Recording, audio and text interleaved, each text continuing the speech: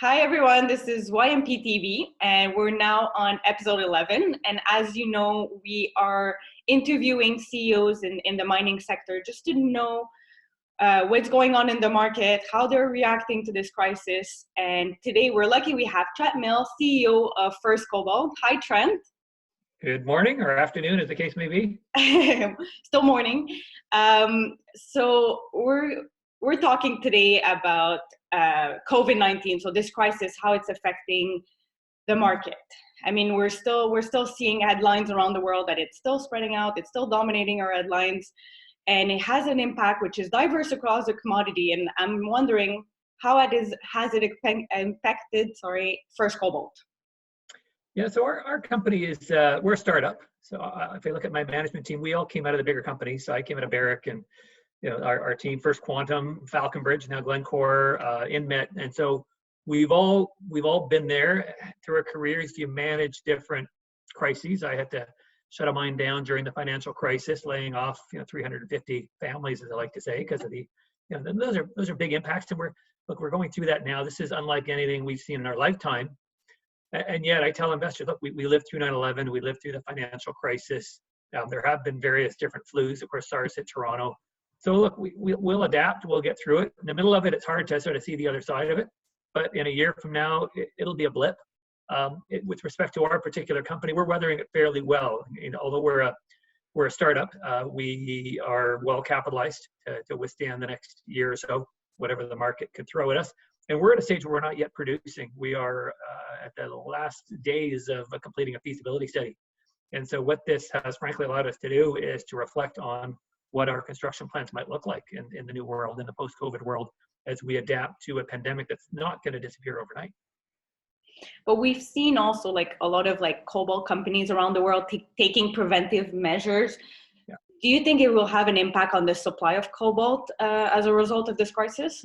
Yeah, so in the case of cobalt, 70% of supply is coming out of the DRC. So you gotta really look to Africa. And cobalt's an interesting commodity, right? Because if you look around the world, there is only a single primary cobalt operation in Morocco. Everywhere else, cobalt is mined as a byproduct of copper and nickel mining, and copper being the big one in the DRC. So your decision to mine cobalt is going to be premised, at least on the macro side, with demand of the nickel and copper primaries.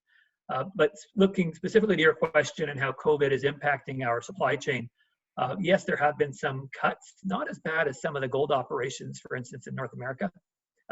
The issue really has been, I guess in part because COVID hasn't really penetrated Africa to the extent it has the Western world.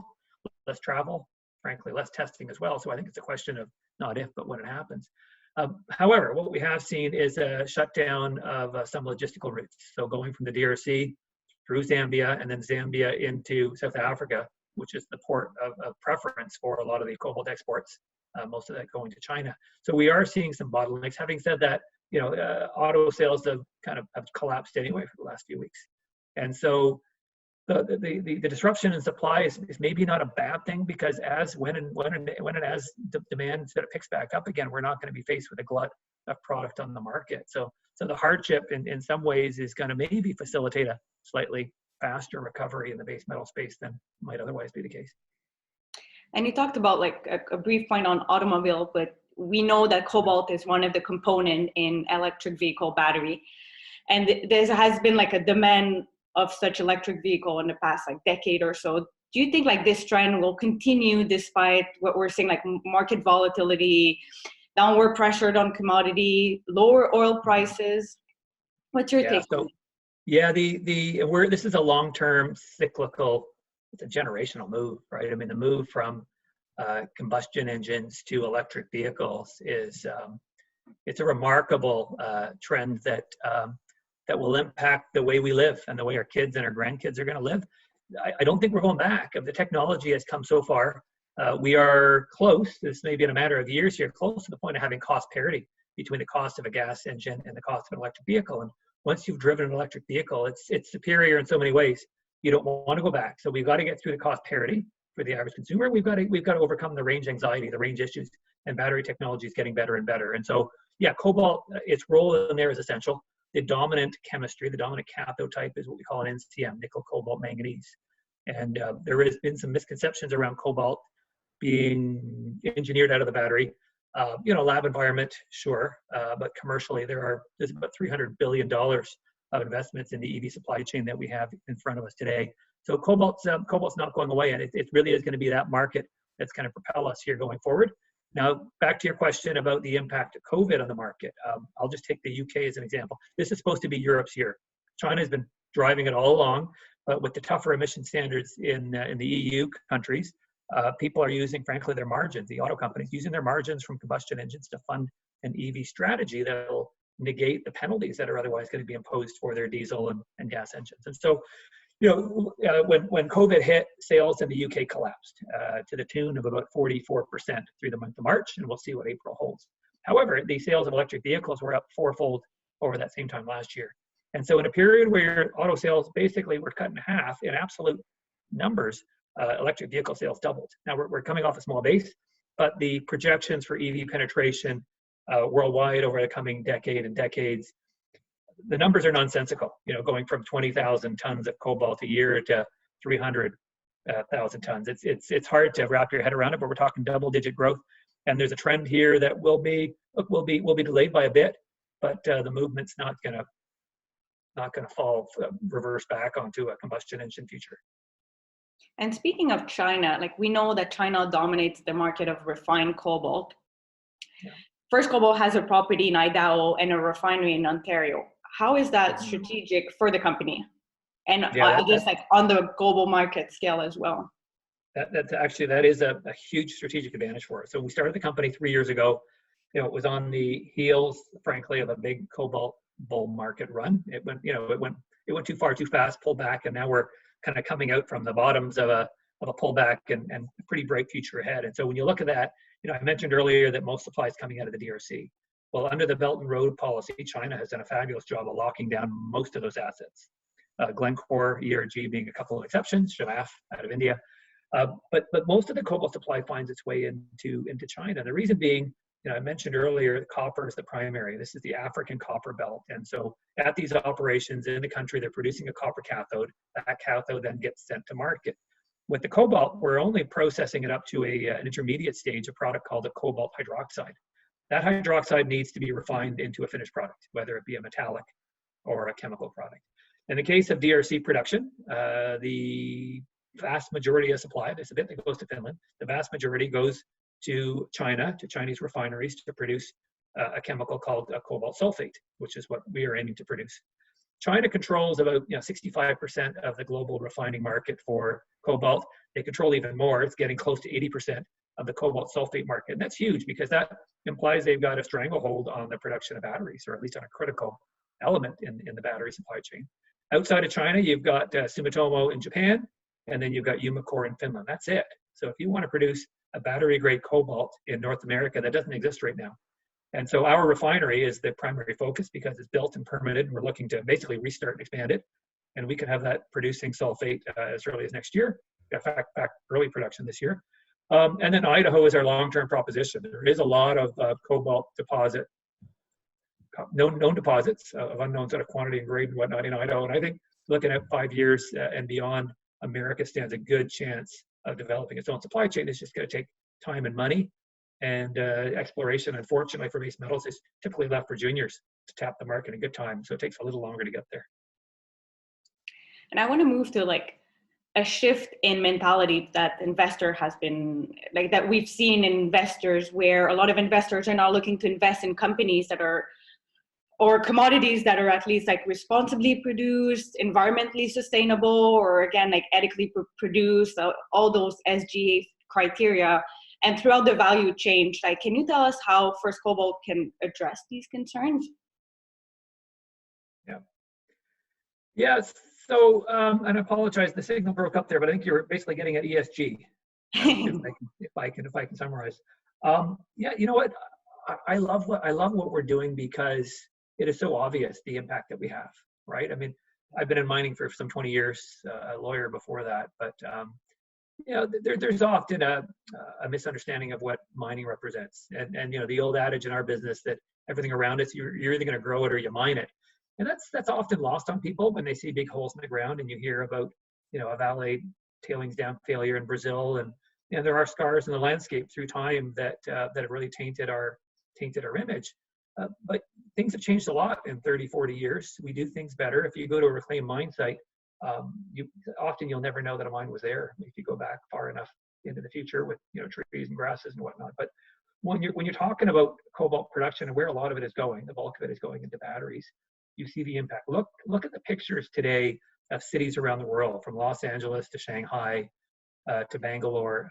Look how clean the skies are. And why is that? It's because people are staying home.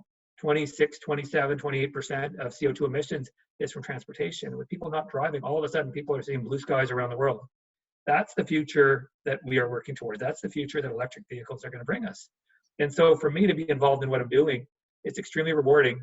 And my kids love it. My kids are all over electric. They want electric everything. And so I think for an ESG investor, you got to get comfortable that our actual practices and our own carbon footprint are reflective of what we're trying to do. But the aspirational dream that we're going to make into a reality, I think really gets people on board for what we're trying to create. And still speaking of ESG, we know that like the majority of the raw supplies that is mined of cobalt largely comes from the DRC. And a lot of people have raised concern about it. Like, how can, again, like these concerns be addressed?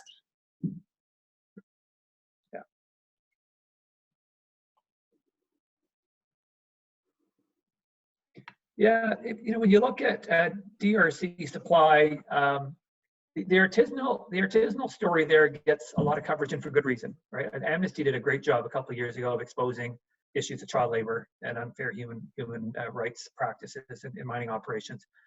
We've seen that before, and Dodd-Frank sought to address that. And the DRC is a massive country; it's 2/3 the size of Europe. So if you go to the northeast, you've got a lot of rebel conflict. Rwandan border. Uganda, and you've got armies going back and forth stealing gold and whatnot. And so for tin, tungsten, tantalum, gold, we implemented a tracing regime over a decade ago. We didn't do that with cobalt. Why? Because cobalt was in a whole other part of the country. It's in the far south. We didn't have those problems. I suppose we did, and it got more pronounced as the commodity product increased. Now, artisanal labor out of the gate, it's not a bad thing in and of itself, right? This sustenance living in many countries where you don't have a welfare state, right? You earn an income or you die, and so we help enable some level of community mining. But we know what the boundaries are, right? A 5-year-old going through an open pit doesn't obviously doesn't make the cut, and then there's a lot greater examples than that, 15-year-olds and being deprived of the opportunity to go to school and all of that. And so it's a challenge, but it's one we got to strike a balance. It's not no artisanal mining. It's let's do it right. Now, for our business, we're too small. We're a startup. Our proposition is going to be to source from the DRC, but we're going to source it from Glencore in a big commercial operation. And so it's single mine to a single refinery. And so we're not going to have traceability problems with not knowing the provenance of our material. We're not going to play in the artisanal. That's not for us, but we certainly support some of the global initiatives to try to clean that up. And you mentioned Glencore. I know First Cobalt has partnered with Glencore, which is like the world's largest cobalt miner. Can you tell us a bit more about this partnership? Yeah, you look in the mining industry, there's always that delicate balance of trying to create value to your shareholders and not give away the company too soon. And I think we struck a pretty good balance here. And you look at it today, tough market. Anybody trying to raise money in this market, any junior is going to struggle. Gold's had some rays of hope, but it's generally a really tough market. And so to have a partner there of their size, the biggest cobalt miner in the world, has turned out to be a really good thing for us.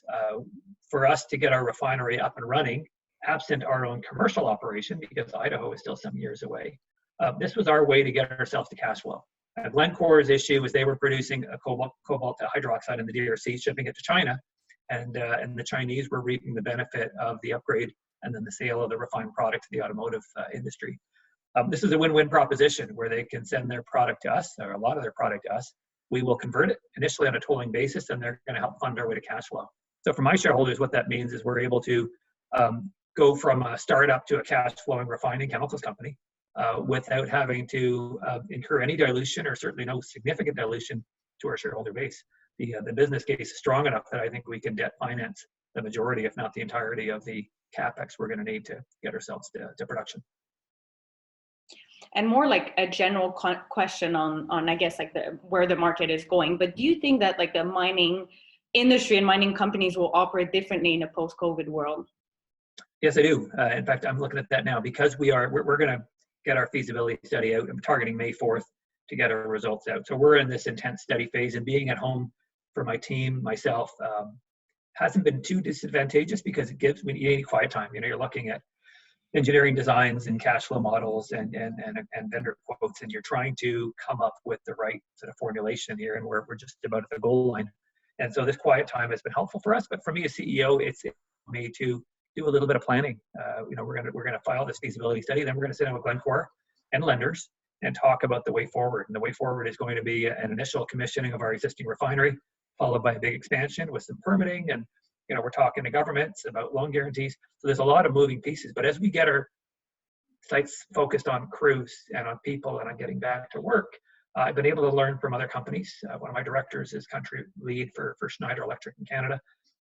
Basenko, our lead engineer. And what I'm seeing, what I'm hearing is that certainly for the foreseeable future, personal protective equipment, face masks, are going to become the norm. But we're going to be taking temperatures of people coming in and off the site. We'll be asked, you know, simple questionnaires as to travel and exposure to people with COVID.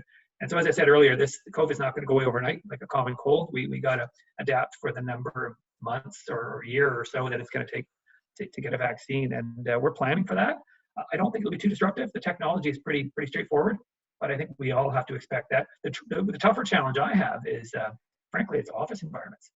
And how do you sit 6 feet away from people in a world where we've gone increasingly communal? Our own head office is an office within a WeWork environment, which is huge on communal. Right. So that we'll figure it out.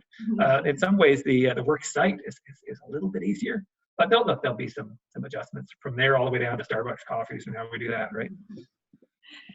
And as a mining executive, what advice would you give to young professionals starting their career right now in that period of crisis, or those who are actually considering joining the industry? Yeah, I guess I'm part of the baby bust generation. Every generation is different. We all face our challenges, but I remember going out of undergrad, and I eventually went back to graduate school after working for a time. But the challenge we had then is there are no jobs. The boomers are taking up all the jobs. They're years from retirement.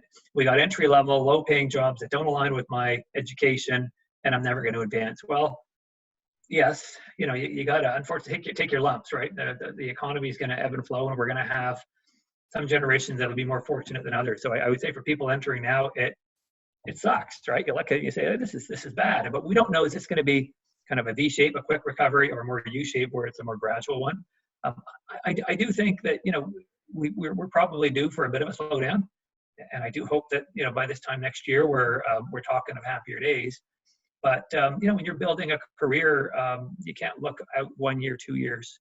And in my career, certainly, I never thought I would enter the mining industry. I had other plans, and you know, opportunities just knock. So mining it's a fabulous career, but you can't turn down doors as they open. Some may give you a roundabout way of getting in here and building a career. Other doors might take you in a completely different direction, and that's, you know, that can be fun if you embrace it. Change is always a little scary, but can also be exciting, and it certainly has been for me. This is I don't think I last more than 5 years of my career. I follow opportunities, and I've had just a heck of a lot of fun doing it. And Trent, before I end this interview, is there any last piece of advice you would give to investors and including our millennial members? Yeah, investors, I kind of fall back on 3 things. You know, first, when you're going to make an investment in mining, high risk, high return, right? It's a volatile sector. This isn't running shoes where you're going to see steady increase in market shares and dividends and whatnot. You are really playing the appreciation in the equity that you're investing in. And so you have to start with the macro. Where are we in time? And where do I see this particular commodity, in our case, cobalt, going over the next few years? The second step from there, if you get comfortable with that, then you got to look at the asset, right? Are they in a high risk jurisdiction? Do they have a good asset? How are they going to fund it? Am I going to get diluted? And then the last one that I think is hard, perhaps a little harder to do, but of critical importance, is to get to know the management team.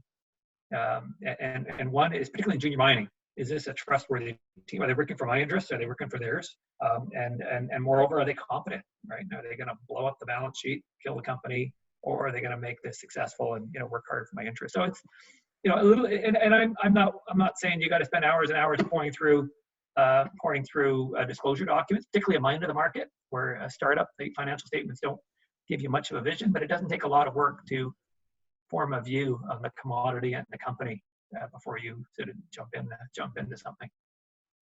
Well, thank you, Trent. That was great. Great interview. I mean, great talking to you. I mean, YMP is doing those interviews during this period of COVID-19, and we've decided to give a donation for each recording that I do to United Ways in Greater Toronto for those in need during this time of crisis, like especially students.